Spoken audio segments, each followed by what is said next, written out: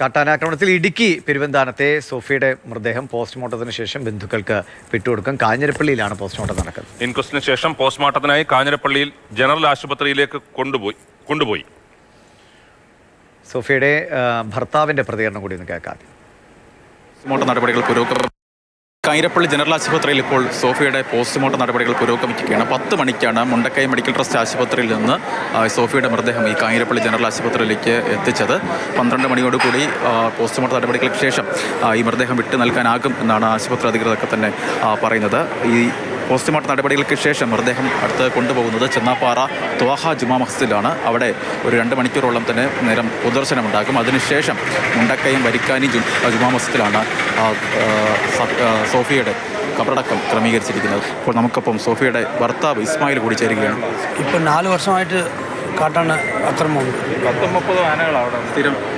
10, 30, 45 ആനയൊക്കെ വന്നിട്ടുണ്ട്. അപ്പോൾ ഒരു പ്രാവശ്യം ഒരു 16 ആന ഉള്ളപ്പോൾ ഇവർ ആനയെ കണ്ടിട്ട് ഓടിയതാണ്. ഓടിയപ്പോഴത്തേക്ക് താഴോട്ട് വീണ് കാലിലൊരു പൊട്ടലുണ്ടായി. അത് ഇപ്പോൾ അത് 2 വർഷം കൂടുതലായി. അപ്പോഴത്തേക്ക് നമ്മൾ പോയി ഫോറസ്റ്റുകാരെ കൊണ്ടുപോയി ഇതാക്കി നമ്മൾ പരാതി കൊടുത്തു. മന്ത്രിയും കണ്ട് നമ്മൾ പരാതി കൊടുത്തു. സോളാർ ഇതൊക്കെ ചെയ്തരാന്ന് ഫെൻസിങ് ചെയ്തരാന്ന് പറഞ്ഞ് പിന്നെ അവിടെ നിന്ന് ഈ ലെറ്ററും കൂടെ അവിടെ നിന്ന് വന്ന് ഇതായി വന്നപ്പോഴത്തേക്ക് നമ്മൾ കോട്ടയത്തിന് വിളിച്ചപ്പോഴത്തേക്ക് കോട്ടയത്ത് ഓഫീസർ പറഞ്ഞ് അതിൻ്റെ ചെയ്യാനുള്ള പൈസ ആയിട്ടില്ല, അത് ആകുമ്പോഴത്തേക്ക് ഞാൻ വിളിക്കാമെന്ന് പറഞ്ഞു. അതിപ്പോൾ എൻ്റെ കൈ കിട്ടിയിട്ട് കുട്ടിക്കാണോ മന്ത്രി കുട്ടിക്കാണോ വന്നില്ലേ, അപ്പോൾ കിട്ടിയ സാധനമാണ്. പക്ഷേ നമുക്കിപ്പോൾ 2-2.5 വർഷമായി ആ സാധനം കിട്ടിയിട്ട് ഇന്ന് വരെ ആരും ഉദ്യോഗസ്ഥന്മാരെ എന്തോ നിങ്ങളെങ്ങനെ ജീവിക്കുന്നു എന്ന് പറഞ്ഞ് ഒന്നും ചോദിച്ചിട്ടുമില്ല, എടുത്തിട്ടുമില്ല.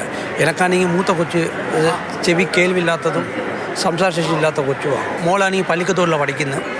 6:10 ആകുമ്പോഴത്തേക്ക് ബസ്സിന് വരുന്ന 6:10 വരുമ്പോഴത്തേക്ക് ഞാൻ കൊച്ചിനെയും കൊണ്ട് 7 ആകുമ്പോഴത്തേക്ക് ഇതിൽ കൂടെ വീട്ടിൽ പോകുന്നത്. അങ്ങനെയൊക്കെയാണ് കൊണ്ടുപോയിക്കൊണ്ടിരുന്നത്. അപ്പോൾ ഇനി വീട്ടുകാർ മരിച്ചു പോയതുകൊണ്ട് ഇനി എൻ്റെ ജോലിക്ക് പോക്കും നടക്കത്തില്ല. ആനയുടെ ശല്യം ഉണ്ടാകുമ്പോൾ നമ്മൾ ഫോറസ്റ്റുകാരെ വിളിച്ച് പറയും. ഫോറസ്റ്റുകാർ വന്നില്ലെങ്കിൽ വന്നില്ല. ചിലപ്പോൾ വരുവാണെങ്കിൽ ആനയെ ഓടിച്ച് താഴോട്ട് കൊണ്ടുപോയി ആക്കിയിട്ട് ഫോറസ്റ്റുകാർ പോയി കഴിയുമ്പോഴത്തേക്ക് ഒരു 1/4 മണിക്കൂർ കഴിയുമ്പോഴത്തേക്ക് തിരിച്ച് ആനക്കേരി വരും. എന്താണെന്ന് വെച്ചാൽ അതിനകത്ത് സോളാർ പെൻഷനോ ഒന്നുമില്ല. ശബരിമല വണ്ണം നമ്മുടെ വീടിൻ്റെ തൊട്ടടുത്താണ്. ഒരു 500 മീറ്റർ കാണും. ഞങ്ങൾ ഇന്നലെ രാവിലെയും കൂടെ ഫോറസ്റ്റുകാരെ വിളിച്ച് അനീഷ് മെമ്പറും കൂടെ വിളിച്ച് ഫോറസ്റ്റുകാരായിട്ട് പറഞ്ഞപ്പോഴത്തേക്ക് വരാമെന്ന് പറഞ്ഞ് പിന്നെ അവർ വന്നിട്ടില്ല. അവർ രാവിലെ വന്ന് ആനയെ ഓടിച്ചിട്ടുണ്ടായിരുന്നെങ്കിൽ ഈ അപകടം സംഭവിക്കില്ലായിരുന്നു. 2.5 വർഷം മുൻപ് ഇത്തരത്തിലൊരു പരാതി, ഇത്തരത്തിൽ ആ പ്രദേശത്ത് ഫെൻസിങ് വേണം, സോളാർ ഫെൻസിങ് സ്ഥാപിക്കണം എന്നാവശ്യപ്പെട്ട് മന്ത്രിക്കുൾപ്പെടെ പരാതി നൽകിയിട്ടുണ്ടായിരുന്നു. ആ സമയത്ത് ഇത് ചെയ്ത് നൽകാമെന്ന് മന്ത്രി ഉറപ്പും നൽകിയതാണ്. പക്ഷേ അതൊന്നും പാലിക്കപ്പെട്ടിട്ടില്ല.